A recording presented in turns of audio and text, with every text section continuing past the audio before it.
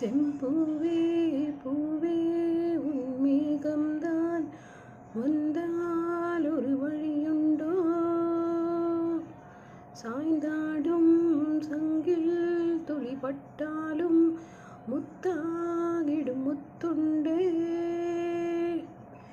படை கொண்டு நடக்கும் மன்மத சிலையோ, மன்னவன் விரல்கள் பல்லவன் ஒளியோ, இமைகளில் உதடுகளாகுமோ.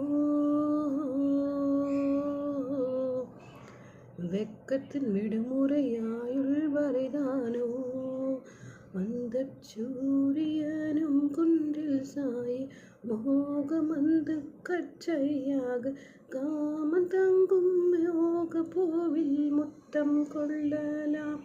தங்கத்திங்கள் நெற்றி பொட்டும் இட்டு வெண்ணிலாவின்